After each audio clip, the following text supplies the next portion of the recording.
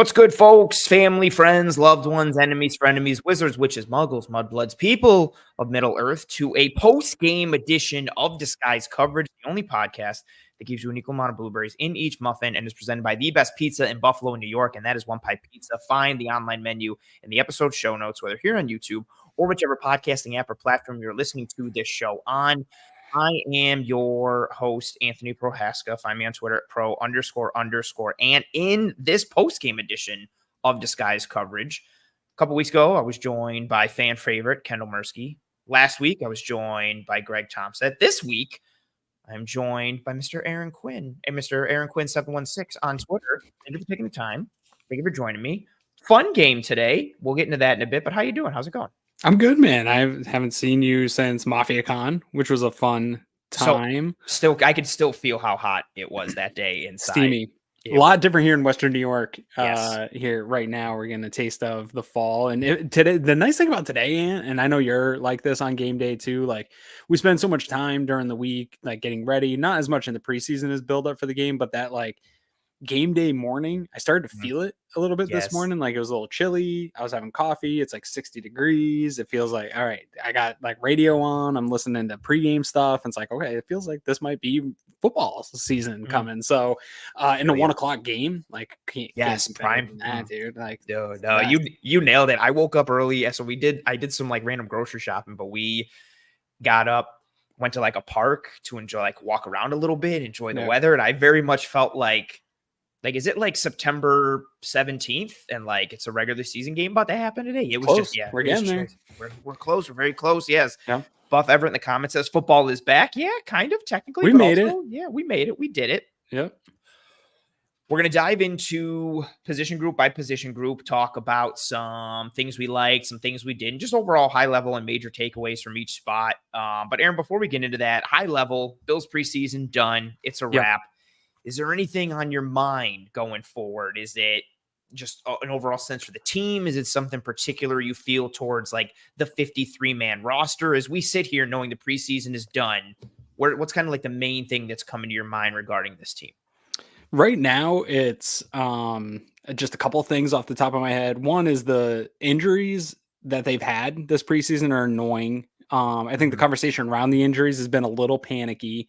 That's frustrating. But what's driving me nuts a little bit is some of the games that they're probably going to have to play with this roster when they get it down to 53 because of the injuries aren't all significant enough to like put guys on IR and have a real plan for them. Some of them are like that Samuel one. I know that we're reporting and talking about that he should be ready for week 1 here, but those things can linger. Like that could change here over the next couple of weeks. And that could be something that lingers as he does get usage. So those are the ones that right now are bothering me, is like how these little ding ups that have happened and the timing of all of them. And then specifically at the position of safety, which we spent a lot of time talking about at Mafia Con and the transition they're having there, not an ideal season to then go have the off season where you don't even see Mike Edwards. Right. And Cole Bishop doesn't really get a chance to integrate into this defense this summer. And even Hamlin, who's been playing well, got dinged up a little bit here at the end of the preseason. So the numbers there could be real interesting because you got guys that probably aren't hurt enough to go on IR, but you want to roster and you're not going to lose. So some of those positions just are a little wonky where I felt a little bit better about them maybe 4 or 5 weeks ago. So that's probably on my mind. And then after this game, dude, I hate having to talk about it on any post-game show, but Tyler Bass and that inconsistency and the narrative that's just going to follow and the feeling that I'm going to have on my couch every time he goes out there to kick. I'm not going to feel good until I don't know when that narrative is going to change, but it's there.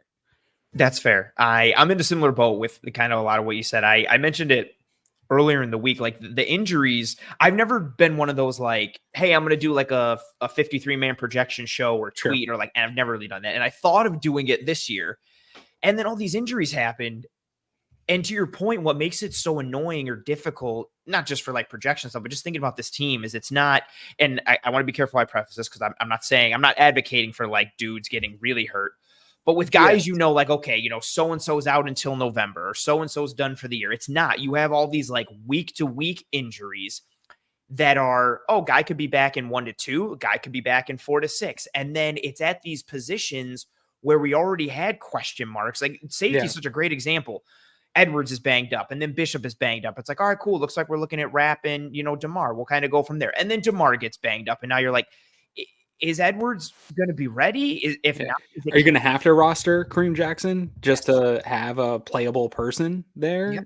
Like all the conversations that stem from that, like the linebacker pieces that have gone through. Yeah. All these annoying little kind of injury pieces, even receiver, which I'm sure will enter the conversation today. Like MVS hasn't looked great, but still like kind of was going to be wide receiver 5, but then hurts his neck and could be ready for week 1, but also like neck injuries are super tricky. So you kind of never know what's going to happen. Just all this muddiness. And that's especially with you and Greg bang that drum all the time come preseason. The most important thing is stay healthy. The most important thing is stay healthy. And I think largely they are pretty healthy, but and you said, like, I think a lot of it is overblown, but they do have a multitude of like these stupidly annoying injuries to a multitude of players. And like from a volume standpoint, which is just really frustrating. It is. But I think it also is a good reminder of how not important and how much emphasis we put on as content creators and people in the media put on the final 53 and those projections that you're talking about. Cause like they're going to change that week. Yes. You know what I mean? Like they're going to get that 53 in and then they're going to reshuffle some stuff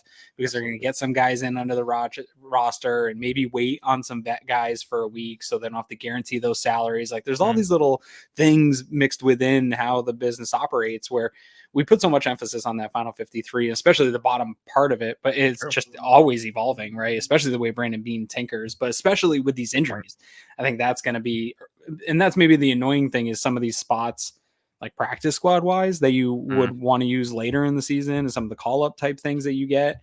You might have to dip into that bucket a little sooner than you would like to. And that means you're paying guys that you didn't really necessarily plan on paying. So you can nurse some of these early on injuries. That's the big problem with this stuff. Yeah, you got to have the whole gamesmanship aspect. And like now, like, are you still kind of parking lot guys or are you trying to game somebody up with an IR stint? Like, how are you trying to get to that 53 and the creativity and the gymnastics that you have to do from a financial perspective and just from a who can we bring back? Who do we think's going somewhere else? And how do we fill this team out? So a little bit of, some annoyingness added towards the regular season aspect for the Bills and getting to the 53, which is due by, in case folks don't know, Tuesday, the 27th is when teams have to be down to the final 53. So we should start seeing some moving and shaking tomorrow and then a bunch of news coming through on Monday and then everything having to be finalized. And then you'll be live. Are you live Tuesday, right? I am. I'm wondering how much. Yeah. I'm wondering how much it'll I'm wondering if it's going to be like we know everything by Tuesday morning and then like everything's trickle in during the day Tuesday. The Bills go right to the clock sometimes, but you never know. Yeah. I think agents will leak some of that stuff. Yeah, that's my always thought, like agents leaking stuff. There's so much gamesmanship. Like NFL gamesmanship is so intense from a team standpoint, from an agent standpoint, and how it connects to the money. Aaron, let's dive right into it. Bills, Panthers, post-game. Let's start with a position group that you and I were kind of talking about a little bit off air before we went live, the quarterback spot, which has been actually like a focus for, I think, a lot of Bills fans in this preseason, just because we haven't seen a ton from Allen. Trubisky didn't look great. Then got hurt. And then got hurt. Michelle didn't look great. He's gone. And then you're sitting there last week with DiNucci, who really can only run the ball because he's not involved enough in the pass game. 3 days there. Yeah, just absolutely wild. Isn't capable of running the passing offense yet. But DiNucci looked capable today. We got some Anthony Brown action. Yeah. How do you feel about DiNucci and Brown, either or both of them coming out of this game? Do you feel comfortable advocating for one of them to be the QB2, or are you still thinking that the QB2 of the future, while Trubisky is out, is currently not on the Bills roster? Man, it's a tough one if you're Brandon Beane, right? Because I definitely subscribe to the notion that, like, if Josh Allen gets hurt, everything sucks, right? Nothing's cool. Fair. Like, everything sucks, especially if it's like more than a week or two, right? Like, this is the worst. Can we reset till next year? But then I argue the other side of that during draft season of always advocating for drafting one of these guys and trying to get one of those assets. And then I advocate against it in free agency of like, hey, let's not pay somebody and just have anybody do this job. And so I'm mixed on those feelings right now, though. If I'm Brandon Beane, I don't think I would bring in anyone from the outside. Like, would it be? Ryan Tannehill would be like your only probably upgrade unless somebody shakes off of one of these rosters. Exactly. Yeah. Maybe if it's the right guy, but even then you're still hoping like I'm not saying like Davis Mills, but you're hoping for somebody like that level. Like that's the ceiling that you're hoping for. Or like maybe like DTR from Cleveland, if he shakes loose, like but he has his warts as well. Like it's a weird kind of water to be it's a weird spot playing in. and Mitch Trubisky's on this roster, right? Like even with the IR designation, he's going to be part of this team. He's got money guaranteed. So he's not, when he does come back, he's coming back. So like how much investment do you want to make? And what's that period of time look like right now for Mitch Trubisky's recovery, which I'm not aware necessarily of where his recovery timeline's at. But if it was me, I think you have enough here between Brown and DiNucci. Like I said, if Josh Allen goes out, like everything pretty much sucks, and you don't want to be in that situation. But both of them played efficiently today, and DiNucci played against Carolina starters, at least most of them. Like they put out their effort there for Carolina, and they looked good. 11 for 12, 102 yards. Took a couple bad sacks, but also not playing with the ones offensively, not playing behind the one first unit offensive line. Or no, he was 11 for 15. Sorry, for 76. I was reading Anthony Brown's line there, rating of 106. Both of them took a couple bad sacks, but that's kind of what you expect in a game like this. Not, both of them don't have a ton of reps with this offensive line, with these receivers. With all that said, I thought they looked fine enough. And then I would give the edge. We were talking offline a little. For me, I'd give the edge to Brown in the sense of, like, if I'm going to break case of emergency and one of these guys I don't want to play anyway, I'm going to defer to the guy with athleticism that can like run away from pressure at least, and like maybe make some play with his legs. Like I'm not feeling good if Josh Allen's not in, but at least if you have a guy that can pick up a few first downs and keep a ball moving, like that's kind of where I'm at with that backup spot. How about you?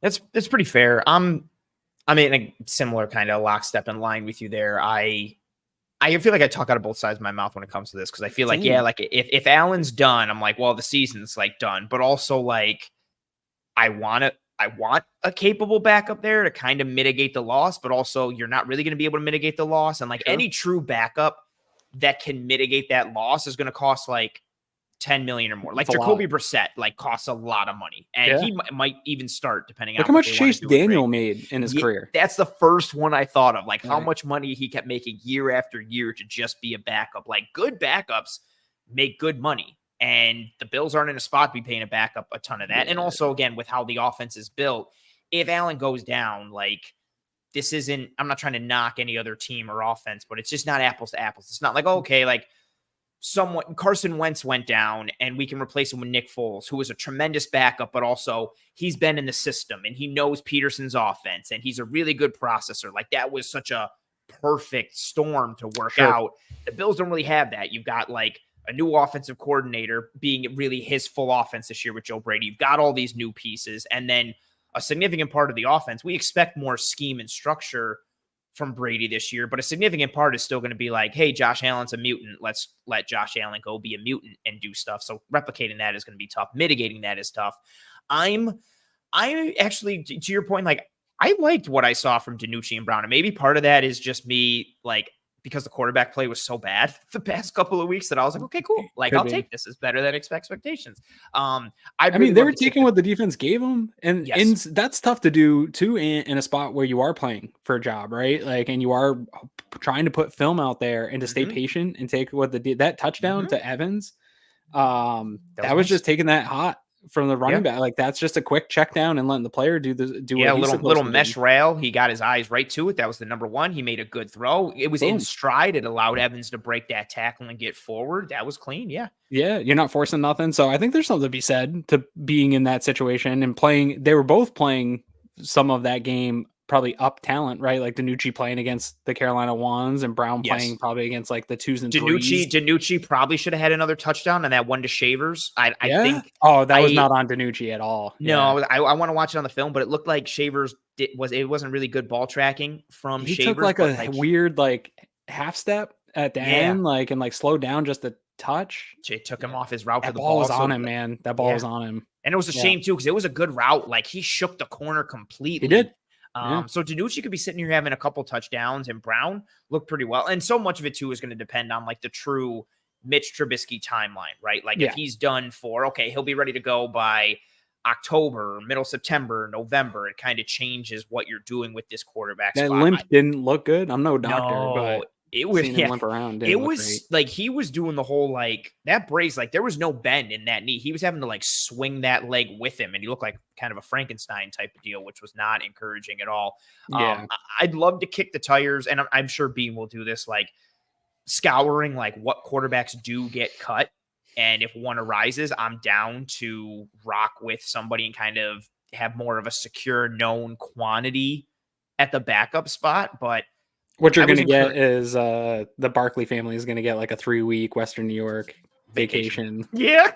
is what you're going to end up with. As is tradition. Yeah, Yeah. that's bad funny. A Yeah. few weeks of golfing with Josh, a couple Yep. That's parties, exactly how they're going to maybe pitch it. hang Yeah. out for the Halloween party Right. and then bounce. Just stay. Yeah. And then you're Yeah. done like first week in November. If you want to come back for the Thanksgiving party, you're more than welcome, so That's on and right. so stuff. Yeah. Yeah. So it was nice to see, how DiNucci and Brown operated today. Pretty encouraging. I'm cool if they want to look elsewhere though and kind of see what they can do. But again, it's going to be tough to stem that tide regardless. Anything else on the QBs? No, yeah. Cool. I think they did what they needed to today. Absolutely. Let's stay in the backfield. Let's go to the running backs. Fun stuff.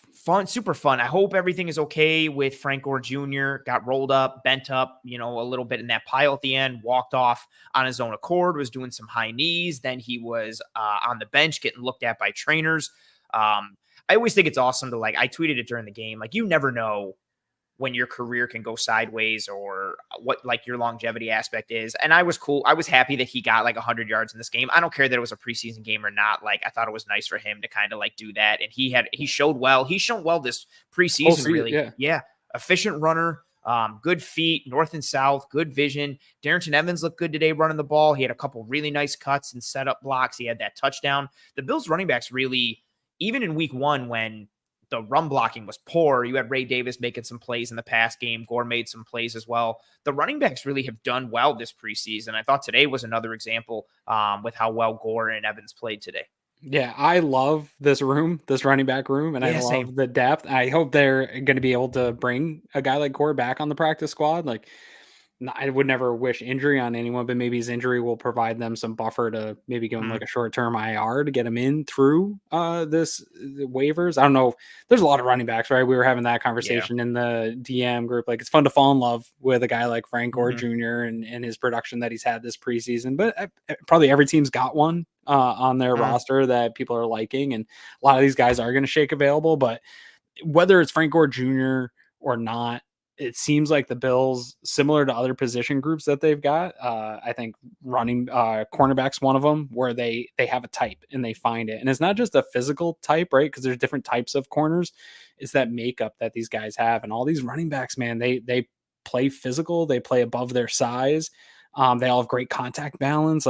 They are a fun group to watch. And the Bills have kind of honed in on what they're looking for out of the running back room. And I think that's part Aaron Cromer. Right. I think we have to give Aaron Cromer for how this running back room in game has looked all preseason, no matter who it is carrying the ball. And they all kind of look good and they're all playing with good pad level and playing really balanced running back game. That to me speaks back to not just the running back coach, but the way the run game is designed and set up to benefit these guys. But man, I couldn't help Gore Jr. today. He looked like Devin Singletary out there to me. I don't know. And a lot of fans are going to crap on Devin Singletary, but I like that kind of back. And if that's your running back 4, dude, that's out there with a nice contact balance. You can trust him. He's going to give you everything. He's going to try to do what he can in pass protection. That's the Bills are in a really good spot with rookie contracts on this running back room. Yeah, I hope he's all right with the injury. 2, I would love for him to come back on this practice squad. I know some people are really pumped for him, and rightfully so. I think Ty Johnson is your running back 3. That top 3 is pretty entrenched and locked. But Evans gives you some run ability, some pass catching ability, some return ability. Frank Gore Jr. again, as a rookie coming into this league, he's not, and I keep saying this to describe him, and I feel like it's an insult, but I don't mean it that way. He's not sexy. He's just one cut, decisive runner, gets north and south. He always seems to fall forward. He gets hit and always seems to fall forward for another yard or 2, keeps his legs moving into contact, runs behind his pads. He's been good on duo. He's been good on zone runs. He's good at just kind of flowing and following where he's supposed to. Patient. And using it. Yep. He's just a very, and I don't want to use this phrasing either because I feel like it's low-hanging fruit because of who his dad was. But he's seasoned though. Yeah. Yes, and he has a very professional approach to the running back spot. It's just no nonsense. It's very much hey, I'm going to show up, do my job, get what I'm supposed to get, and then clock out. It's just a very professional approach in how he operates. And yeah, I really like what we've seen from this room. It started last week against Pittsburgh. Cook had some good runs. Davis had some good runs. And then it was Gore and Evans, and Ty Johnson had a nice gain for 1 for 6 yards. And then, just also too, I think putting the running back performance and the offensive line performance, who we're going to talk about next, putting that, I think, in juxtaposition with the quarterback playing the passing game, they've needed that run game in these preseason games. Like Anthony Brown is new this week. Like DiNucci, it's his second week, but they had to lean on the ground game last week heavily, and the Steelers knew it, and they still were able to run the ball well. Similar aspect this week. Like, it's whenever Frank Gore was in there, it was basically going to Frank Gore. And the running backs were a huge focal point in the pass game and in the run, and they continue to show out. And yeah, it's super interesting. I feel like each passing year in the NFL, it feels like there's more and more running backs that are like UDFAs or dudes that are come out of nowhere. And it's just like, oh, that guy could be like our running back 2, or that guy could be like our running back 3. Like, it just seems like such a flush position across football. Yeah, and KJ Hamler deserves to be in there too, right? Good like call. He could be our running back 4. Shout out to him to be able to come in at the end of that game and take legit carries and goal line carries and stuff like that. I think that it's fun to laugh at and see, but good on him. I do think this is a really interesting running back room too. In my perspective, you've got James Cook, who we have raved about, Greg and I, and talked about his efficiency and like what he can do in this offense. I think that that's not talked about enough when we talk about the loss of Stephon Diggs and how are they going to replace that production. Like, James Cook and himself should be in that conversation when we're talking about Kincaid and Shakir and how they're going to replace that production. He needs to be a focal point in that. But then you get into what Ray Davis has looked like this summer, and I was excited about him. He's exceeded my expectations of how NFL ready he is to produce in this offense. And then you start going down further, like Ty Johnson had really nice stretches a little bit here this season. And now you're looking at these guys that played here today and like an Evans and a Gore. And I think you'll probably be able to keep both, if not at least one of those guys on your practice squad, which, as we know, these guys are going to play. You'll see these guys during the regular season at some point. Like, it's a marathon season. So having this depth, and they all seem to fit nicely with, like, I think Ray Davis is probably similar to how you described Gore, but just a level above. And they, like, he doesn't do anything like particularly sexy, but he does everything so well that he can do everything. And they've just got a lot of guys like that. It's such a good room, and it's so, you've got this freak athlete at the top of it, but then it's so well-rounded beyond him. Yeah, that's a good call. There's running back is a spot. I mean, every spot in the NFL is a spot where you're going to get banged up because of how violent the game is. But yeah, you want that depth even on your practice squad, and given Gore's skill set and then Evans's skill set and the special teams value he provides you as a returner. Like, I mean, Darrington Evans still right now could be, I don't know, like returner 3 on this team. Like, it might be Ty Johnson and then Hardy and then Evans, like if we're ranking everybody right now. So that also provides the additional value.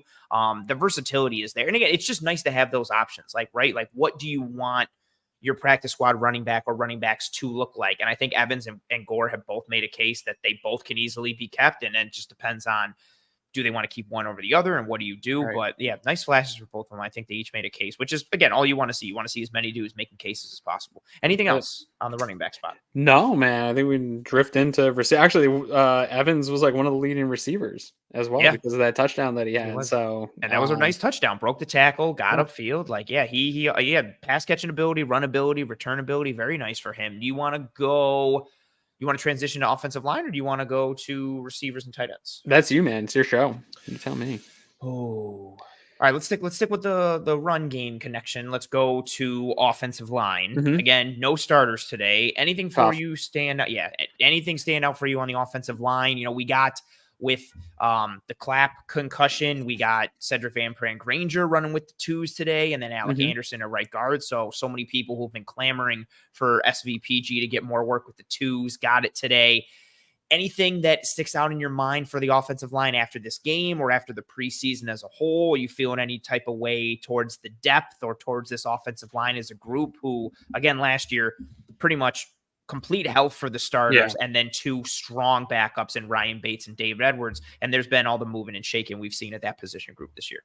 Yeah, it's definitely a position group that I'm like a little suspect on in terms of I haven't really gotten to see the live bullets in terms of the ones. And then on in terms of the depth, and like, again, I'm with you. I don't do roster projections, but I do kind of look at the numbers and maybe how they're potentially going to shake out. And one of the ones that I've kind of like toyed around with is like, I'm pretty sure it's Lyle Collins for that 10th spot, but is it Mm-hmm. Will Clapp? But I think the Will Clapp injury is probably sorting some of that out for Mm-hmm. the Bills, and they'll be able to maybe just toss him in on the IR as well, Mm-hmm. and sneak him in as being able to keep his rights.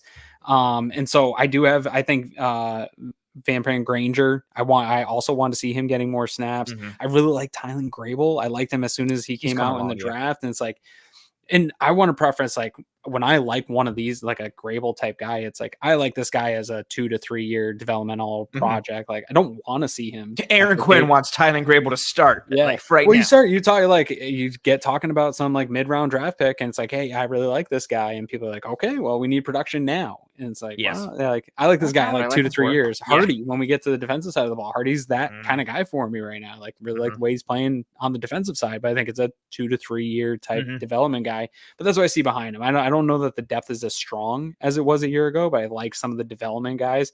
Vandemark kind of developing pretty Yeah, nicely right. here back on this line. So I think, again, I trust Aaron Cromer so much with this offensive line that I'm going to give him the benefit of the doubt, both with the starters and with the Mm-hmm. depth here. But today I didn't learn anything particular. I think they're put in a hard spot with DiNucci and Brown Yeah, good behind point. them. Not a lot of familiarity with these guys. You're in a tough spot to be playing a game. It's pretty vanilla. You're not matching up. So I can't say that I saw anything today that changed my opinion on like who's that 10th guy or whatever, who you got to keep for practice squad. How about you? Offensive line and the secondary are always tough for me to have like post game thoughts on because I defer to the all 22 so much because it's so Sure. tough to see. But I thought VPG looked good, which was nice. Like the movement, him climbing to the second level, those pieces. I love your point with Ryan Vandermark, who last year I remember seeing him at left tackle, and because again, I was still I think a lot of us were still questioning Spencer Brown. And it was like, man, he looks good at left tackle. Can like he play right? And then he played right and looked absolutely terrible. And this year it's been the opposite in the preseason. He looks competent in both, could be in line for that swing tackle spot, which is good value. I liked his play again today. Grable, good call on Grable. He looked really rough in the first game against Chicago. He was a turnstile in pass pro, and in the run game just did not look physical, wasn't able to latch. He's had better reps, it feels like, each subsequent drive. It seems like he gets better and better and better, which is nice to see because he does have that high athletic upside. And if you want a guy on like a 2 to 3 year plan, cool, bank on the traits and then teach them the refinement piece, and kind of hopefully those things coalesce into a good football player. And when you got Aaron Cromer, like you mentioned, that's solid.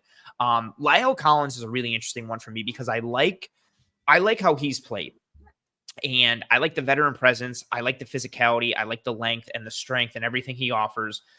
And I wonder, from a roster standpoint, I wonder how much him, in theory, being a guard only hurts his case of making the team versus like Anderson and Clapp, who both can be like, okay, they can play either guard and they can play center. So having more positional flex and versatility and thus being more valuable to the roster, I wonder how that impacts who ends up making the 53. But I think Lyle Collins has been arguably the best Bills second string lineman. Like he and Vandemark have both looked really good for the most part, but Collins has looked good even going into that Chicago game. And it hasn't been anything sexy, but it's just been consistent. But then I wonder, like, okay, do they bank on that? And again, it's a good guy to have in the room. He's a vet and he's a solid person there, but he doesn't really have that positional flexibility or the athleticism that the other guys do, in addition to the youth and age and potential upside that comes with it. That's really kind of where my head is at with the O-line coming out of this game, of kind of how do they play chess and fit the puzzle pieces together on the offensive line, given how much positional versatility and flexibility holds value to them and how he kind of doesn't necessarily fit that mold. Yeah. Right now I've got it at 10 with Will Clapp maybe being like the IR candidate. Okay. And so he'll come back, and then you have that kind of interior flexibility there, and able to move back and forth between the practice squad and some of these guys. Yeah. But I do have so I would have Vandemark, Collins, VPG, Anderson, and Grable as your backups, rounding out 10. I like that. And I think that's a good combination with the starters of you have a good mix of athleticism, physicality, youth, known quantities, but also like developmental guys.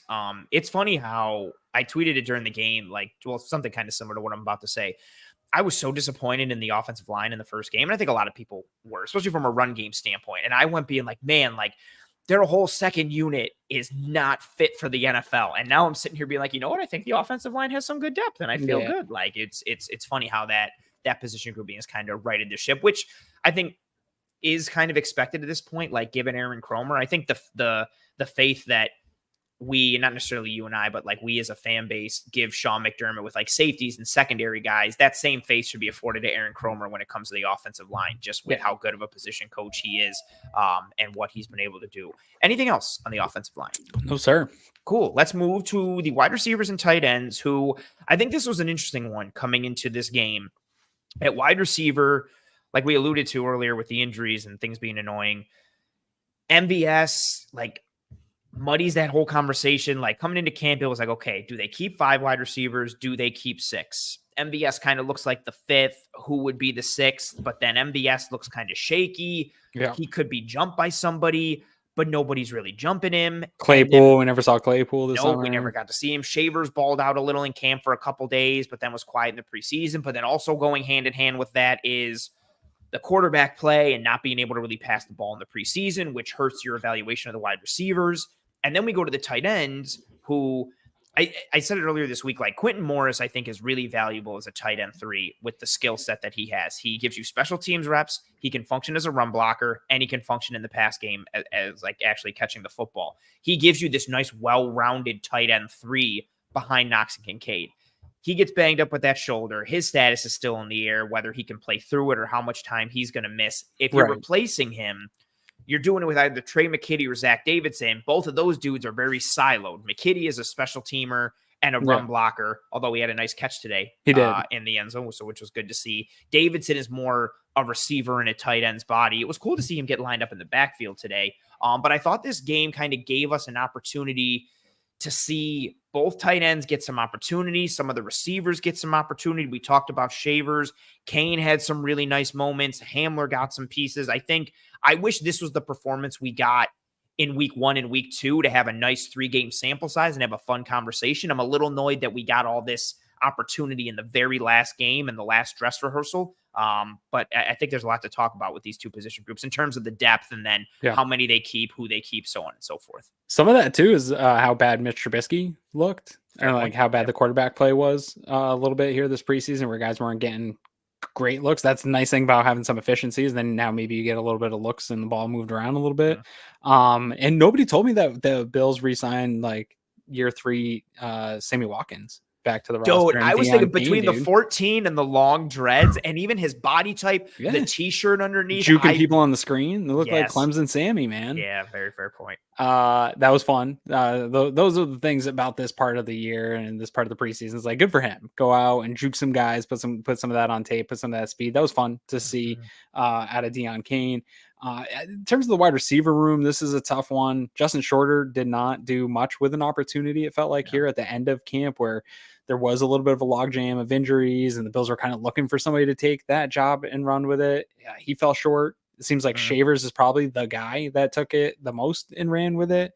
But that feels anticlimactic too. Like the beat, I know, talked a lot about Shavers, and internally the team spoke a lot about Shavers, but as fans, it doesn't feel like we ever really fully see what everyone's talking about there. And so I'm assuming maybe the way it shakes out, he's going to be the last guy here for that roster spot for the Bills in the wide receiver room, but maybe more again to the point of injuries, because MVS injury, something like that, where maybe that's going to go a little bit longer and they're going to bring Shavers in.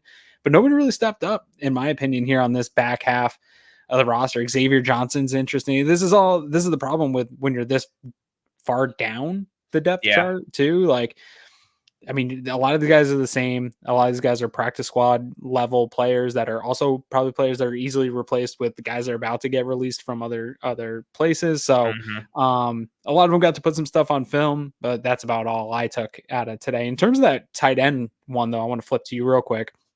In terms of roster building, do the Bills feel like they need to replace Quentin Morris, or can they get by with Reggie Gilliam doing some of the tight end 3 things in the meantime and use that roster spot for an additional linebacker or whatever it is?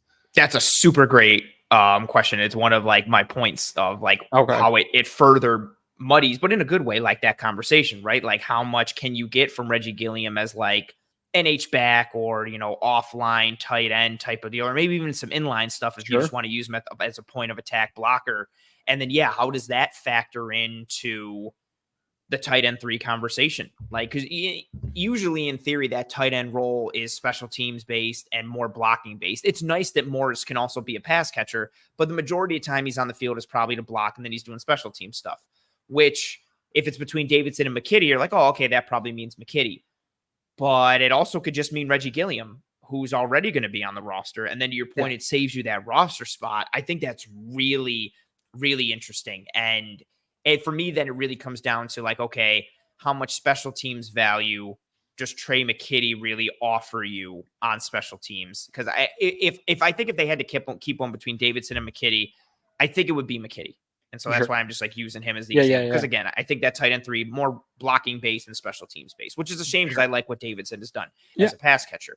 But then I just think, like, how much value does he have on teams knowing that you could kind of get some similar stuff out of Gilliam? Although I do think Trey McKitty is a good blocker, especially from an inline spot and how he functions. But that's another like wrench in that conversation. I think it's a good one. I feel like McKitty would still get rostered, and then Gilliam would still kind of be his own thing. But I could also see them, maybe they really want to keep, 10 or 11 defensive linemen, and they want to keep 6 linebackers and 6 corners and a 6th receiver. So then it's like, okay, well, we can shave this spot over here and use tight end 3, fullback, and special teamer all for Reggie Gilliam. Yeah, I think it's going to come down to, again, like other positions we're talking about, is what does that Quentin Morris injury look like, right? Is if it's like just a couple weeks and we're not going to like put him on IR or whatever and just kind of keep him around, then I think you could get by with a Reggie Gilliam doing the role and not having to put an additional person on.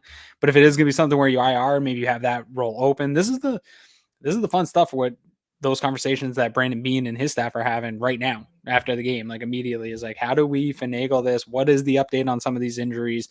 Because we're going to have to make these types of moves. But I think this comes into play with what Sean McDermott and Brandon Beane have tried to build for the Bills, which is they talk about it all the time, almost ad nauseum, is position flexibility, right? And like having guys that have this ability. Look, fireworks are going off. I don't even know what I did, but I made fireworks go off. I've noticed that too. I don't know how that happens. Some of it's finger gestures. Like I think you put that one up, maybe you get, anyways, it happens to Greg and I all the time. But that position flexibility is what allows guys to stay on rosters in the NFL. And so you're going to see a lot of that for the Bills here this year. Yeah, I think that's a fair point. Like we're going to hear the words like positional flexibility and like roster value so much in the next like 2 to 3 days. And tight end's an interesting one. But to your point, it all starts if they're like, no, you know what, Morris can wear a brace and it's just pain management and he'll be good, then this whole conversation is basically moot. Totally. But if he misses significant time, he's also another one too. Maybe he only misses September, or maybe he's out until November, December. Like it goes back to our initial point in the intro of like these conversations that are just kind of annoying with the position group. And then, receiver, I liked what Tyrell Shavers did last week as a run blocker against Pittsburgh. He had a couple catches today, a drop, also had that end zone misplay that we talked about, but like the stem and the move on the slant and go was nice before that happened. Oh, we got to stop because we got super chat. Thank you very much, Sophia. You're always here. And you're also very kind words all the time. Thank you very much for the super chat as well, Sophia, and saying smash the like for awesome Bills post game. Thank you very much for that, Sophia. And folks, if you have not already, please, and thank you. Drop a like on this video here on YouTube. It is the lifeblood of these streams and of the channel here on YouTube. Thank you very much for that in advance. And thank you to you, Sophia. I thought Shavers kind of had an inside track with his size and the blocking ability and what he showed last week, but then had some miscues today. And then also a lot of it for me is just like, no one is really separated themselves. Hamler did some nice stuff today. I thought he initially had a shot to make the team more as a returner and vertical threat. The running back aspect was nice for him today. I think he helped his case a little bit. Kane looked really good on those smoke screens. I kind of want to see how else he performed just from an overall route distribution standpoint. It just feels very like so much of these conversations muddy. And if it's like, okay, do they keep 5 wide receivers? The two questions are, do they keep 5 wide receivers or do they keep 6? And then how long is MBS out for? Because I could see a world where where MBS is good and they keep 5, or MBS is good and they keep 6, and the 6th is Shavers or Hamler. And I could also see a thing where MBS is out for a little bit, and so they're like, well, we don't like our depth anyway, so we're just going to put Shavers on there, and then we're just going to do 5, and that's it. Wait till MBS comes back. Like the gamesmanship that exists there, like so much of this makes it kind of a muddy situation. Anything else on the wide receivers and tight ends? No, that's it. I think the 53 is going to tell us a lot of these, like the crap about this injury list that we don't fully know. I think we're going to find out once we actually see the 53 and we'll be like, oh, okay, Yep. that makes sense. He's out a little longer than we thought or Yep. whatever. He's going to be fine. So Yeah, we're all just gonna be like, oh, he's really hurt, or just be like, oh, I guess he's good to go. Yeah, fair point. Pretty much. Defensive line. We'll combine defensive tackles and edges all into one spot. So just do overall defensive line. What were your thoughts on this Bills defensive line? I know somebody we talked about pre-show offline who caught your eye a little bit, so feel free to mention him as well. I don't want to steal your thunder. Is this how you do it? Is that how you do the canes? That's exactly right. That's something you can overlap the thumbs. You can overlap the thumbs. Want. Yeah. Okay, the U. I refuse to do it until they stop like breaking my heart every season, where like they look good in September and then they play real teams and just fall apart every year. The drought Bills. They're kind of in that. Yeah, it's been that way for a while, which is disappointing. But yeah, Branson Dean. I read when you got on because I know you're a big Canes guy. I was like, hey, dude, why didn't you tell me about him? Because he popped a few times, and I got notes. I'm taking notes like I do for regular season games. I've got a few that I want to go back and look at some of his tape because it's fun. And the Bills, they seem to continue to manage to get these like kind of fun depth. Like Ilianku is another one that like he's had those types of games in the past too, where he flashes. And it's like, okay, this guy could be a serviceable interior defensive lineman if you got to call him up from a practice squad thing. And like they just seem to kind of get that kind of depth. Not guys that are great, but guys that can come in and push around and have some big bodies. So he stood out to me a little bit.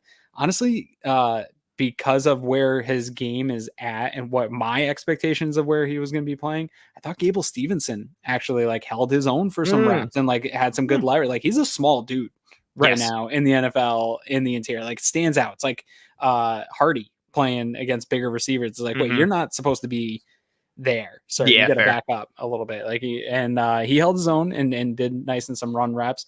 Other than that, it looked like they got off to the quarterback pretty well today, especially against the ones. They did a pretty nice job, but this is a tough part of the roster in my opinion because the defense I'm way more hyped up about, I think, than the average Bills fan. Like I really like this core defensive unit they've got with Babbage. And I don't think there's a lot of spots. I don't think there's a ton of fighting for spots today. Linebacker, obviously, Andreessen, when we get to that, those are some of the spots for fighting. And obviously safety is a weird one, but up on that front, it's pretty solidified, right? And then the defensive tackles. So this is really fighting who's going to be these practice squad guys that maybe call up guys down the road. And I don't know that anyone really like moved the needle today to change the depth of that practice squad positioning. Yeah, it's an interesting group. I've gone back and forth, I feel like, every week on like the defensive line with how I kind of feel on it. But just from a today perspective, kind of seeing Dean do his thing was nice to see. And I try to not be, because I like Miami, like Corey Couch was my Miami guy on the Bills to kind of bang the drum for, and I didn't want to just, again, another one. But I do it with pick guys. You can do it. That's fair. Yeah. But I just don't want to be like, oh, of course he likes him because he went to Miami. Couch is interesting. I hope he kind of makes a practice squad spot. Well, we'll get to that when we get to the corners. But yeah, the defensive line I thought was interesting today, just with, I wanted to see the rotations. I haven't been completely sold on Smoot as I thought I would be coming into the preseason, but it still looked like he was going to be pretty much a roster lock. But I wanted to see, like, okay, could Cameron Klein do anything today? Could Kingsley Jonathan do anything today? And I think both of them showed well in spurts, but not enough to, like, these guys aren't 53-man guys. These guys are practice squad guys that if you can bring them up, cool. I think Cameron Klein's been a bit of an underrated dude this preseason with his, not just pass rush, but what he's done as an edge setting, defender against the run, and just some plays they get slicing and getting into the backfield, causing penetration. So some nice aspects. Was another one I wanted to see today because we haven't seen much of him, but that's a tough spot to be put in. Like, hey, we haven't seen you, now go do something. Yeah, like, hey man, you're fighting for your roster spot here. You have to ball out in this game. Good luck, have at it. That's a rough spot to kind of be in for him. Solomon, I thought he was really trying to work the edge today and kind of turn the corner and run the arc, and it just was not working. He was kind of getting pushed around that arc as happened to him. We had one nice rep where he compressed the pocket and kind of went through the chest a little bit of the right tackle. And And then, yeah, defensive line, like on the interior, was really just like a lot of depth moves to kind of seeing who can do what. And I've always felt decent with the depth. I'm always going to go back to that Elianku performance against the Ravens 2 seasons ago in Baltimore in the rain, and him holding his own against a team that just wanted to run the ball down the Bills' throat, like with no Ed Oliver and no Daquan Jones. And it was him and I think Bryant were like the starting defensive tackles in that game or whatever, and they held their own. But yeah, I feel like the defensive line has capable bodies to put on the practice squad, but everybody we saw today, I don't think there was, hey, this guy is going to see meaningful reps and snaps on the first team this year. I think Solomon, he's going to get a roster spot, and then maybe we get a game or two where he really flashes as a pass rusher, but I don't think he's the hunter, the pass rush hunter that people would like him to be yet, just because he has to develop more of an inside move and kind of deal with NFL length and strength, which is such a significant change from how he was operating at Troy and in the conference that he was playing in at college. Yeah, this reminds me of Grable, the conversation we just had about Tylen Grable, that there's lots there to like. I like the player. I like the idea. Let's give him 2 to 3 years. Right? Like, look at what we're seeing with Greg Rousseau, dude. Like, Greg Rousseau took some time to get to a player where now I think he's going to live up to or surpass his draft positioning here. But we're 3 years into that, right? Like, that type of development is something that takes time. And we expect, like, you see these college highlights from a guy and you hear about the production and the all-time sacks and stuff. You're like, okay, well, he should be able to come in and do that. And I don't know. I think he'll have a definite carved out role on special teams. If he's playing, something went wrong too, right? Like, we got to acknowledge that. Like, AJ Epinesa either didn't continue the growth that we thought he was going to have, or somebody's gotten hurt. Yeah. So I think I think he'll get some looks. I think the Bills will do some things to scheme him into some particular looks. Obviously, if there's blowouts, things like that. But in terms of like a game on the line, like, he's not going to be your guy that when the Kansas City Chiefs and they're playing in the playoffs, like, I don't think he's going to be the guy they bring in as some pass rush specialist to get after Patrick Mahomes. Like, again, maybe 2 to 3 years he'll be that guy.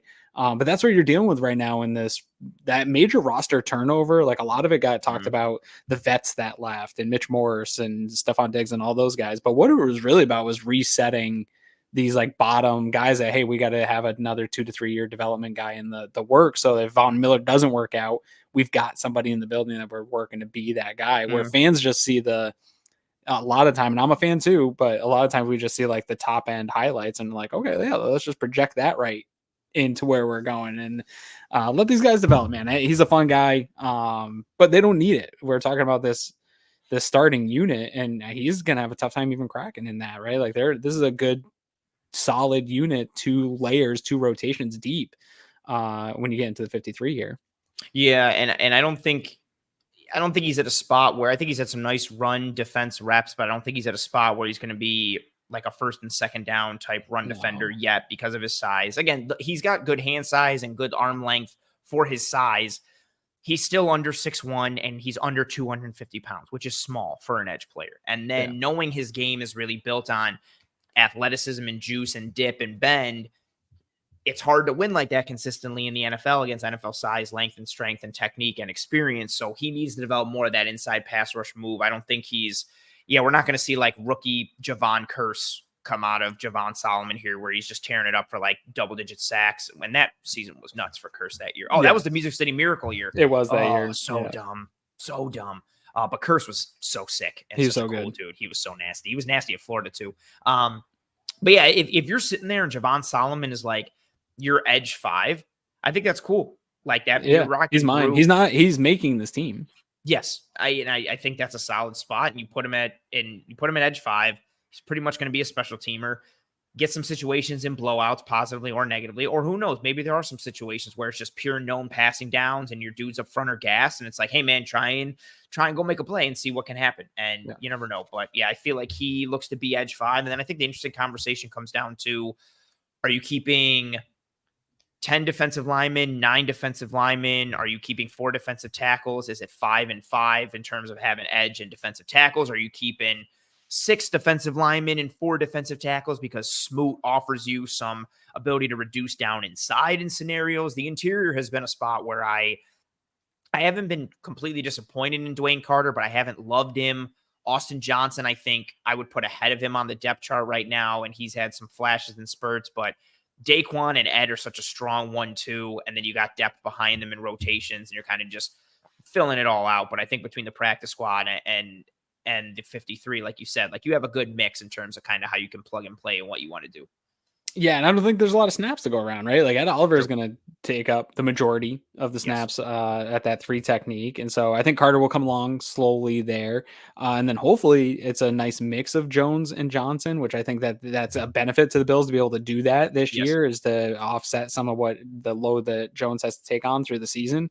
Yeah. I don't think you need more than those 4, and then you got some of these guys that we've talked about that they're going to play. These guys are going to get hurt. It's dangerous on the interior defensive line. People are going to get hurt, so you got quality guys that can come in and play. And then on the edge, I do think Smoot's ability to kick in is positional flexibility that helps them. And I think Rousseau still can do some of that stuff if needed, if they're in a bind or they get a certain look where they want to get Solomon or some one of these pass rushers on the field. They could kick somebody in and get some more pass rush looks on a long third and 20 something. And so it would give you some of that flexibility, but I think it's pretty set on that 9 for me. I've got the 4 interior players and then 5 with Solomon. I don't think you need more than that. I think that's exactly what the Bills need, barring injury. Yeah, I think that's pretty fair. Like if they fall in love with somebody, you could see something else, but I don't think Deshaun Williams has done enough to make you feel like you had a roster 5 defensive linemen or defensive tackles, I should say. And then I don't think another edge player, like, I don't know, because who's the 6th edge? If you had to do Kingsley, like 6 Jonathan, edges, right? yeah, you're doing Kingsley or you're doing Klein. Like that's pretty much it. Like Hill hasn't had the opportunity to do that, and one of those you'll be able to bring back at least one of those 3 on your practice squad. Yes. Also, if not 2 of 3, probably. Yeah, fair point. I'll say, yeah, you could probably have a decent shot with that in general from a practice squad standpoint, which again counts. It's not the 53, but it still counts to have them there in your building, although it's a different level of risk in terms of guys going elsewhere. Anything else defensive line related? No. All right. So linebackers, aka Joe Andreessen's position, aka a position that is somewhat worrisome because Matt Milano is down. We had that breakout game for Joe Andreessen last week. He played the heavy majority of today, deep into the third quarter. It's pretty much him and Deion Jones. Then we got some Mulafoscio. That was pretty much the majority of the linebacker snaps today. How do you feel about Andreessen coming out of this game, or the linebackers in general from this game, as we kind of head forward in terms of figuring out who kind of fills out this position group? Yeah, I think this one's an annoying one, right? Because Milano injury is so heartbreaking to have to deal with early. It's really the only one, though. I know a lot of talk has been made about injuries. It's really Milano is the devastating injury. Everything else seems good to go, at least, or not mega important. It's going to be Dorian Williams, most likely, right? That is that replacement. So we're going to have to rely on him taking a big step forward. The kind of the disappointing thing, I love this Joe Andreessen story. I think it's super cool. Like, this is the stuff that I get jacked up for too as a fan. I love it. Let's let the guy have his moment in like a relative way, and just like let him just have that. And it doesn't have to be more than just like, this is a cool story for a local kid.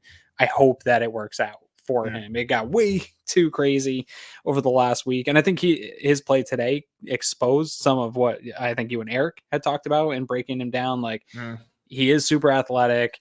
I think oftentimes this was a conversation that we probably had the week of the playoff game against KC when Bernard's out and you're bringing in an AJ Klein, and people are like, just play Dorian Williams because the athleticism is better than the alternative of lacking athleticism. And I think this is a really interesting conversation that you can't really put a EPA on or a DVOA or whatever advanced metric. It's hard is at what point does processing play a role in game speed? And I think that we see that a little bit with Andreessen right now, especially in coverage and not trusting where he's supposed to be. It almost seems like his feet get a little stuck in the mud, and he's too much of an athlete to get stuck in the mud. So to me, it tells me there's like there's a disjoining between the processing in his brain and where his feet are telling him to go, mostly in coverage. Because when he's running the ball in the run game, actually looks pretty good. And some of his tackles today were downfield a little bit, but I get why people like what they see out of this guy.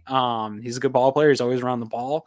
But I'd like to think that I think the probably the disservice to this conversation is that Balin Spector not being healthy. I think Balin Spector would have been easily outplaying him if we were able to see the two of them hand in hand playing. But again, comes back to the best ability is availability, and Balin Spector continues to not be available. And I think the interesting question for Brandon Beane, I know they like Spector a lot, and I think that they still have him on the depth chart above a lot of these guys. At what point do they have to be like, weigh that availability? Like, they're probably going to have to put him on the IR, I would think, at some point here again. But that is a question that I'm looking to see, is like, do they continue in on this development of Spector, or is a guy like Andreessen like, hey, we can make, or adding Ulofoshio, like having some special teams guys that we think we can develop? Does that make Spector, like, he's not getting younger and he's just getting more injuries? Is the development not worth it anymore on that side? Yeah, that's a fair question. And I think lost in kind of the Andreessen game last week was the fact that if Spector didn't pick up that calf injury in joint practices, like, it would have been Spector and Dorian Williams at linebacker last week. And it was just this perfect storm of Morrow's banged up and Spector's banged up, and then Milano goes down and Andreessen steps in. So you got injuries to guys ahead of him on the depth chart, which put him into the starting spot. And then he has this really good game in a week where your all-pro linebacker goes down, and it was just like and then he's from Buffalo all around. It was like this perfect storm of like hype and love and shoot this guy's stock to the moon because he's going to be the future. And yeah, I think some of his deficiencies or vulnerabilities were kind of overlooked last week. And I think you saw some of them today. Like you said, like, he bites super hard on play action. Again, it's part of what makes him so successful against the run. Like, he has that quick trigger and he sees run action and he hits it. Milano used to have that problem too. Yes. And he would get sucked out of gaps and sucked out of the coverage space. And then you add that in with, for a guy who is very athletic, he's more of a straight line heat seeking missile than he is like this fleet of foot in space type of dude. And you see some of that change of direction ability when he's dropping into coverage. Like, he's more got like, he's not as smooth with his footwork as he is like a short, choppy, like constantly stutter step kind of guy. And so he doesn't have great change of direction. It's kind of like middling. But you add that with a dude who just is like see ball, get ball type of dude. I feel like he plays football like, I forget his name, but the linebacker from The Replacements, that movie with Keanu Reeves. The guy who Gene Hackman is like, Danny, go get me that ball. He's the same dude who plays like Iron Man's main bodyguard and falls in love with Aunt May in the Marvel universe, whatever. He was in the friggin' movie with Vince Vaughn all those years ago. Oh my God, it's driving me nuts. And now I feel like I want to stop the show and look it up, but it doesn't matter. But yeah, he's just very much see ball, get ball, and can get lost in coverage a little bit. Is also more of a spot drop coverage dude than a match guy, and he still has to learn in that regard. I think he's done enough to earn a roster spot, potentially, given just the state of the linebacking group, right? Like, I'm still like in on Nicholas Morrow, but with that core muscle injury / groin injury, we have no idea. He could just straight up be cut. Deion Jones is not the Deion Jones from, Swingers. Thank you, Charles. Thank you so much. You're talking about Favreau, right? Yes. Yes. John Favreau. Thank you so much. He was also in Friends, dated Monica for a little Iron bit. Man. Yeah. He was his number 2 was his guy. Thank you very much. Good job, Aaron. Good job, chat. Appreciate everybody. Yeah. Kind of like, I'm still believing in Morrow, but they could also just cut him. And I have no problem with, like, he hasn't been able to get on the field or do anything. Deion Jones is not, 2017 to 2021 Atlanta Falcons Deion Jones. That's not who the Bills have. And he shows some flashes, but is still kind of mad. But if you wanted to keep Jones over Andreessen, I wouldn't, grab my torch and pitchfork because of frustration. But just with Spector being injured and Morrow being injured and Deion Jones being older and kind of not a lock either, I think it makes sense for people to jump onto that train and make a case for Andreessen, like, even just from a special teams value. Like, I got no problem with a dude with really good straight line speed who finds the ball being on punt coverage or being on kick coverage and being a developmental guy, but I don't think I think some of the hyperbole was lost last week and people were firmly in like, hey, let's start him over Dorian Williams. And I don't love Dorian Williams, and I still have a lot of questions about him as well, but Andreessen's not at that level yet today. And I mean, in reality, I don't think Dorian Williams is ready to start either, but the Bills don't really have a choice. If you cut Dorian Williams and Joe Andreessen, you wouldn't get Dorian Williams back and you'd get Joe Andreessen back. Fair. More likely than not, I Fair way to think. put it. I think Fair we way to get put hyped into our niche a little too much, too often, and we get like these echo chambers on social media, and we see the highlights and these things like that, and we lose perspective of like the rest of the NFL. Sometimes I know I'm guilty of it, and I think this might be one of those situations of we hype up these guys. Maybe he's put enough on film, and somebody's like loves that idea. But I think there's a lot of Joe Andreessens in the NFL, and I think a lot of them are hanging out on rosters, and they're like gritty special teams guys that coaches love and they want to get him back to. So that's about where I would put him. But again, like let the guy have a cool story. Like how you played high school locally. Like I didn't play in Western New York and so I don't know the ties to the city, but I got to imagine like me being a Bills fan growing up, like how cool it would be to play for the Bills, let alone being a guy that played right up the road. Like this is a cool story, whether or not he makes the team or not. Just let it be that. Yeah, I think it's cool as hell that he like went to UB and then is like living at home in Lancaster now and is going like his commuting from like his parents' house to the Bills stadium every day. Like dad like pulled out his like regular game day attire and he's like in Zubas and like in the dirt lot or whatever over by the stadium. Like that, it's just awesome. It's good. It's a great story. This is a cool story. Yeah, it's perfect. Let him have his moment, but don't, I think blow it out of proportion and put it like to your point. I think like a lot of fans don't have their ears to the beat for like other teams. A lot of other teams have Joe Andreessens, and I don't necessarily mean like hometown guy and makes a bunch of plays, but like there's a lot. Every single team has that guy who's like comes out of nowhere and plays really great, and they're like, oh wow, like can this guy really be something? Like should he start? If we cut him, we're probably not going to get him back. But I like the story of Andreessen. I think he's a functional player. I have no problem with him making the 53. Yeah. But he's especially with the injuries. I think there's a real conversation to be had. I have him making the 53 specifically because of the injuries and the way that might shake out. Yes. And them needing more people at that spot. But it's at the end of the 53. Yes. Yeah, he's like 52. Yeah. Or like 51. However, we're kind of like putting it down. And again, he's there. And he's going to be a special teams guy. And I'm still banging. If Nicholas Morrow was like healthy, I'm still putting Morrow in an NFL game ahead of him. And totally. And if Spector's healthy, like he's bumping him off the roster, like you're moving him back, like whatever it is. Yeah.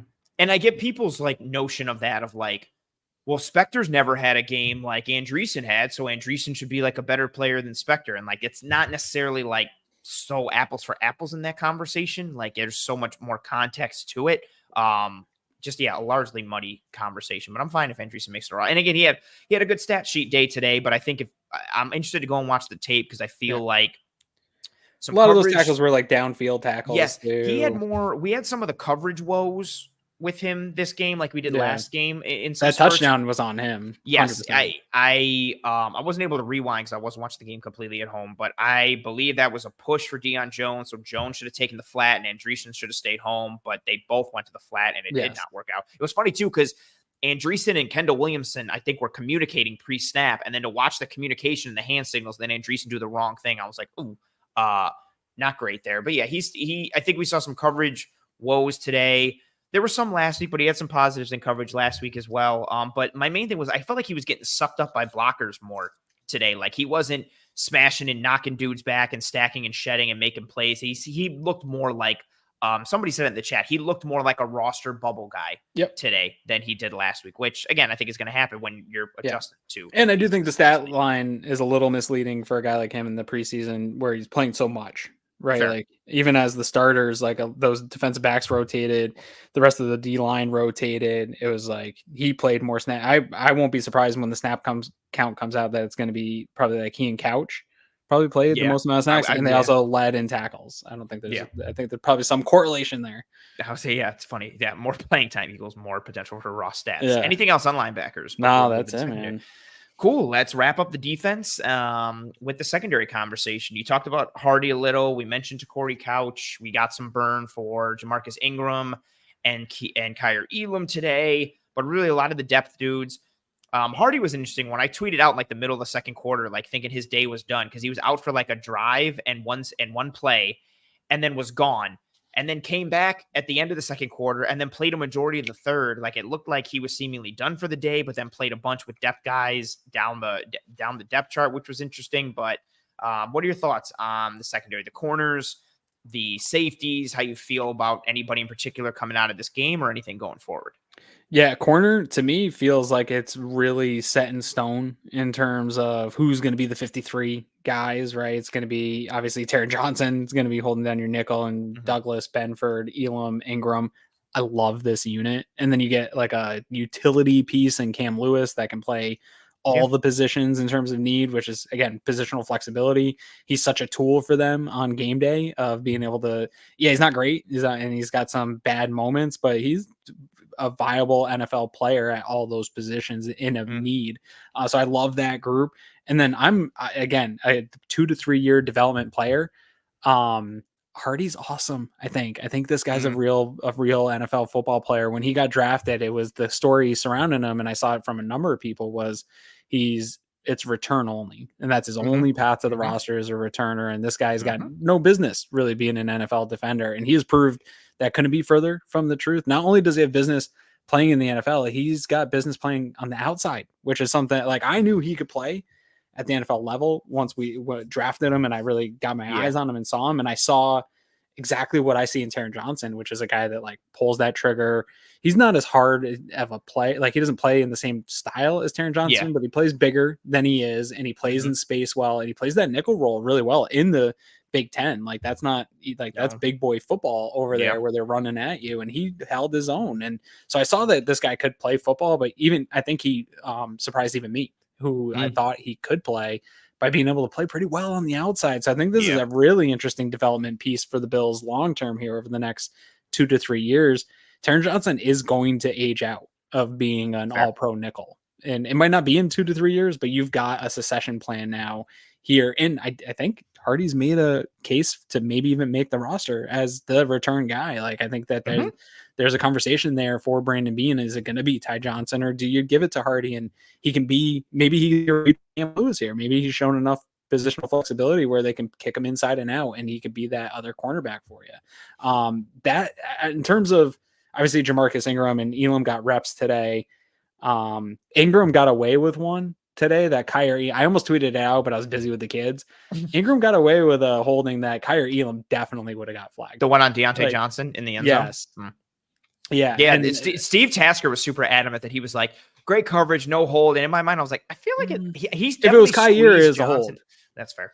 Yeah. That's how Kyrie plays, right? And that's the stuff that we can't stand when he's doing it and then he gets caught for it. But then that's got to be the most frustrating part of being Kyrie Elam the last 3 years, is like the way you play, you seem to always get the flag, and like everybody else doesn't get those flags.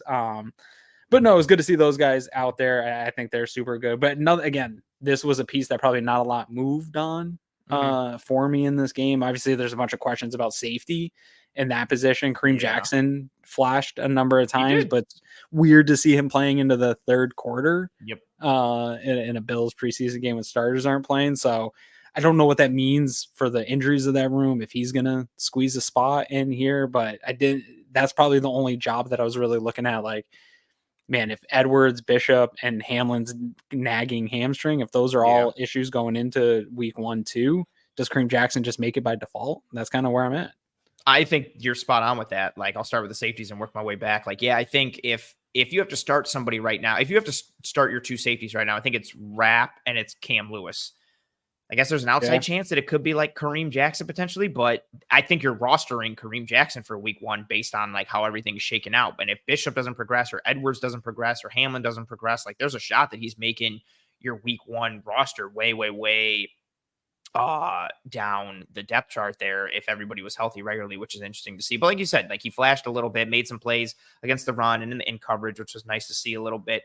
Hardy has been the biggest surprise of the preseason in camp for me, just because, you know, on tape, he's not, the measurables are legitimate. Like he is bottom percentile for like size and arm. Like, like he's a small dude. Like he's got good burst and good explosion metrics, but he's from a height, weight, arm length, hand size perspective, like he's tiny. It's like if they threw me in the NFL straight up. Actually, I'm not much different size than that. It's fair point. But you watch the tape of him at Penn State, and in 2023, he had 228 snaps in the slot, but he had 125 outside. And a lot of those are like in man coverage because they're playing a bunch of cover one at Penn State and doing blitz stuff. And like he's holding his own. But I still thought like, okay, returner and slot, mainly because I wanted a legitimate backup to Taron Johnson for years. Like, I think it's cool that Cam Lewis can do slot and safety and special teams, and it gives you a ton of, like you said, positional flexibility and roster value, which is great. But you and me are very much in lockstep with what I'm about to say next. Like, slot corner is a premium position in the NFL, and it's so important for this defense, which makes Taron Johnson so important for this defense. And Taron Johnson still plays, he's gotten better with it, but he plays a brand of football that is extremely physical, which means it's possible or likely that he's going to get dinged up at some point. And he has. And he has 100%. So my thought was like, okay, Hardy can be a returner in the backup nickel. Like that was my thought, or like my ceiling for him. And just watching how much he's played on the outside, like before today's game, he had 66 snaps outside and 3 snaps in the slot through 2 games against Chicago and Pittsburgh. He didn't even have one in the slot against Pittsburgh. So he had 3 slot snaps against Chicago, none against Pittsburgh. All 43 of his snaps came at outside corner.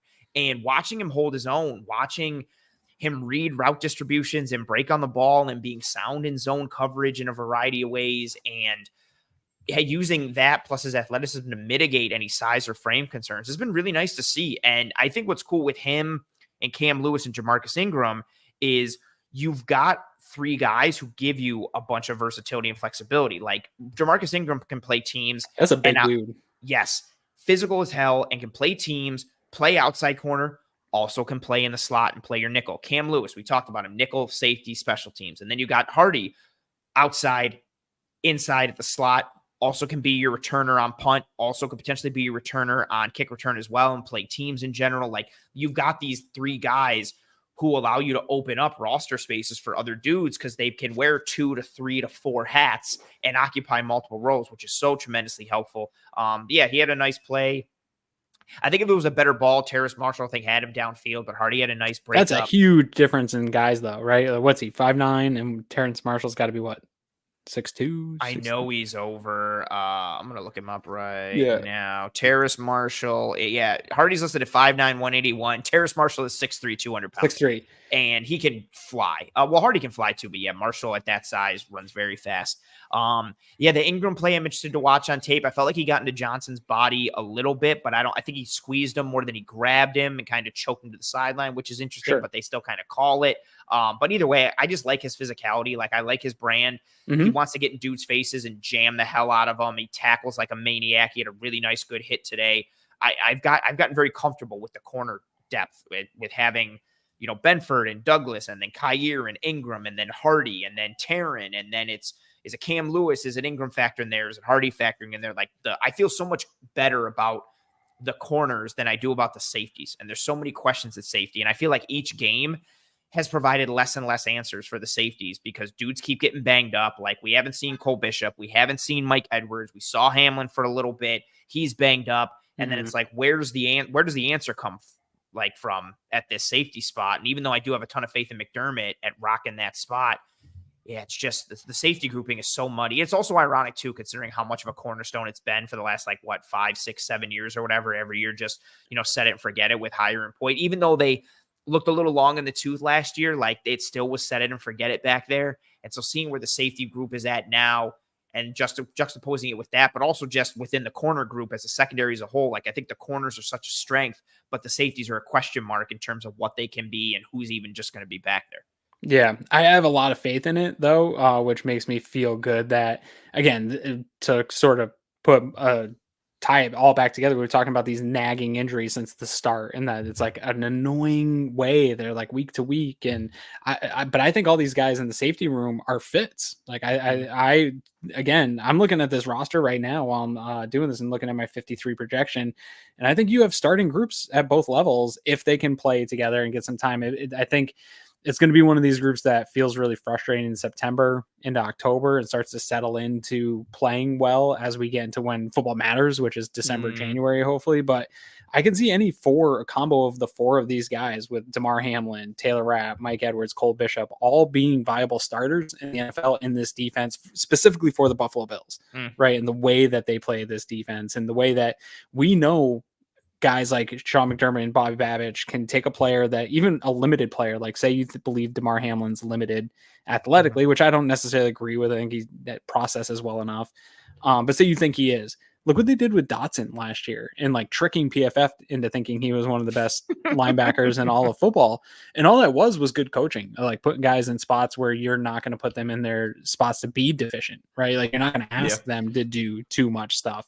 And I wanted to get back to the point where when you and Eric were at camp, the thing that probably got me the most excited this summer talking about the defense was when they had some semblance of health in that safety room, when they were running even just Hamlin and Rapp in the games that Eric was talking about, that they were playing with the safeties in terms of pressures, stuff like that. Like before DeMar Hamlin's incident, the Bills were starting to actually like weaponize him as a blitzer. Like they were bringing him up to the line, and the blitz, like the type of chaos that he could create blitzing and as a blitzer was awesome. And then Eric, that's where he's at his best, like coming forward and playing like top down in the box and close to around the line of scrimmage. That's it. And Eric was kind of like, that's what you guys were seeing at camp early on, was both doing that and still having that sort of interchangeability of like who's coming, who's going, and bringing some of that pressure.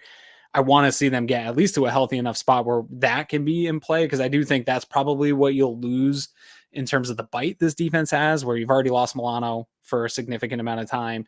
If these injuries are something, and it is Cam Lewis and Taylor Rapp, can you do those things? I don't know that you can, and that's probably the conversation about how good is Cam Lewis to have on a team as a utility player if he's like really kind of limits what you can do. But I do think you can do it with Hamlin, Edwards, and if Cole Bishop's back here this year, and Rapp. So I do like the guys, but it might take some time for this to really work out because of these injuries early in the year. I think it's super fair. I think all things equal, if Edwards is healthy, I feel like he's the week one starter, even though he's been banged up a ton and hasn't looked great because he's been banged up. I'm still intrigued by Bishop. I don't love a Rapp Hamlin pairing, but like to your point, like I think it's fine to like get the job done. It's not, oh my God, the end of the world. I do think there are limitations, but I do think they still work within the scheme and structure of the defense. And then McDermott is good enough at setting up his safeties for success and kind of mitigating their deficiencies or vulnerabilities. Aaron, I'm going to start to wind down and wrap things up here, but I know you got a dip. Floor is yours. If you want to say anything to the people, the folks, whatever you want. Yeah, man, I got to dip out here. My kids driving my wife nuts. I can hear it in the other room, so I'm going to go help her out. But no, I think this has been a fun preseason. The injuries are annoying. I see the discourse about it, but we just got to wait this one out. The only advice I've got is all that matters in terms of injuries is what that looks like at Christmas, right? Like, how does this Bills team look at Christmas? These injuries right now don't seem significant. We'll see all these players by then. This Bills team has just got to get there, right? And we saw it last year. They're going to go through some slumps, some stuff like that. Let's just try to ride that moment. Enjoy it. You got a good team. Josh Allen's a stud. He's healthy. As long as he's healthy, it's all possible, man. All this other stuff is just noise and nonsense. But Anthony, man, I appreciate you having me along this journey here to wrap this up. I can't wait to get on Discord, the Cover One Discord, and discuss some of this 53-man roster stuff that's happening here this week. And other than that, man, appreciate you having me on. I look forward to listening to the rest of the show offline here. Hell yeah. Yeah. I'm going to wrap up and start to wind down. Enjoy taking care of the kids and giving your wife some relief. I appreciate you joining me. Thanks, and enjoy hell yeah. Enjoy the rest of your Saturday. Go Bills. Later. Good times with Mr. Aaron Quinn. And yeah, I think he kind of hit it on the head in terms of putting things into perspective a little bit of what we've talked about a lot today, I think, on the show, of where the Bills are at and just this team, this roster, and how everything kind of coalesces into one. I think today, if you were looking for answers from today's game at certain positions, really across the roster as a whole, I don't know if you necessarily got anything completely. I think today strengthened your case for offensive line depth, for multiple running backs, like we talked about. I think, again, guys who were already in good positions, I think strengthened their case today, like we talked about. But a lot of dudes who were kind of floundering or roster bubble guys, I don't know if anyone did much to help their case, aside maybe from Kane at wide receiver today, aka the Sammy Watkins lookalike with the 14 and the dreads. Even the run style and like the t-shirt down through like the middle of the bicep, and just a lot of Sammy Watkins vibes there. But yeah, I don't know if anyone really kind of came out of nowhere and helped themselves today. I think Hamler had a good day after being largely, and I don't want to say non-existent, but not really showing too much in week 1 and week 2. He had a nice day today, and especially filling in at running back at the end with Evans being banged up and Gore being banged up. Shout out to him. But I think today was a day for guys who were already in good position, kind of strengthening their case a little bit. And then guys who were towards the bottom, not really making too much noise or doing too much. One last note with the secondary, I mentioned earlier, I do want to see Corey Couch on the practice squad just from the physicality aspect. I don't think he's going to be anything high level in the NFL. Just I think his athletic limitations are going to make it tough. We've seen him kind of struggle with some NFL size and speed, but the physicality plays, the tenacity and the toughness plays. I just don't know if there's really long-term upside there at that nickel spot, given some of kind of the athletic limitations that exist there. But you never know, guys kind of turn it on and change a little bit. Sophia says, yes or no, Ant, does Andreessen make the 53? Yeah, I think he does. A lot of this for me is going to depend on like the health of the linebackers. If all things equal, if Spector and Morrow are healthy and they know they're going to be healthy, I think there's a good chance both of those guys can make it over Andreessen. But I think, with Spector being banged up and then Morrow's injuries that's kept him out for the entirety of camp, and we haven't seen anything from him really in terms of significant volume or reps, I think Andreessen has a good shot. And again, I don't want to just make it seem like, well, it's by default. I think it's partly due to Andreessen playing well last week and showing some things today. Like I think there is something there. I don't think he's a full roster lock if everybody is healthy and if the process had gone about normally. But he got an opportunity to shine. And then with those dudes still being banged up, I think he has the opportunity to kind of finagle. I may combine maneuver and finagle into one word. Finagle kind of works. Yeah, finagle that roster spot and kind of see what happens there. I'm going to throw up the banner that says Toodles, folks, because we're going to wind down and end this episode of Disguise Coverage. If you folks have not already dropped a like on this video here on YouTube, please, and thank you, do so now. If you're watching live before you leave, it's greatly appreciated. If you're watching post live, please drop a like on this video. If you're listening on one of the podcasting apps or platforms, that's cool too. Please rate and review and subscribe to Disguise Coverage on Apple Podcasts, Spotify, or wherever you find and listen to your podcast. Turn on notifications for Disguise Coverage here on YouTube, the playlist. Subscribe to the Cover One channel as a whole. Tell your family and friends and loved ones about the show and about how awesome it is. If you thought it was terrible, tell your enemies and try and ruin their day by making them watch this show. Thank you very much to you, Sophia, for your super chat earlier in the episode. It is greatly appreciated. And thank you to everybody who rode with me and Aaron live for the majority of this episode. Saturday afternoon, it's pretty nice out in Buffalo, so in Western New York. So I know it's easy to kind of, if you are living here and watching this live, I know it's easy to kind of just forget the game, turn it off, and go outside and enjoy the rest of your day. So I appreciate you folks who rode with us live.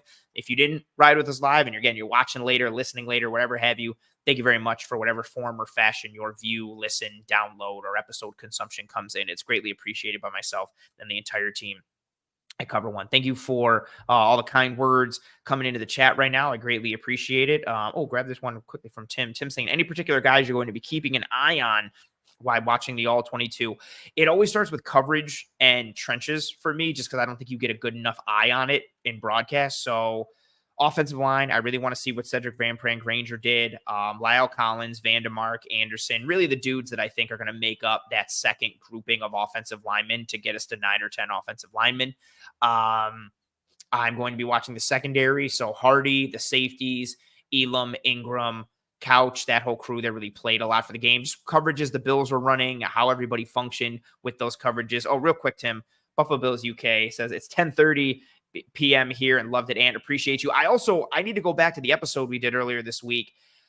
I don't remember the numbers I said for Gore in this game, but I think I came close. I said something like if he has like 17 carries for like 113 yards, and I think he had like 17 for 101. Like I need to go back and listen and see what it was because I think I came close. Thank you guys again for having me on the show earlier this week. It was awesome. So back to you, Tim. Yeah, secondary pieces, trench pieces. I really want to watch Gore and Evans. I think they both had good games. I made a lot of notes just from individual runs where I think they got more than the run was blocked for, or where they made the most out of their blocking and took advantage and set dudes up well. Really kind of, I think that's where my head is at. Trenches, secondary, some of the running back stuff, and then some random oddities like Andreessen or some wide receiver pieces.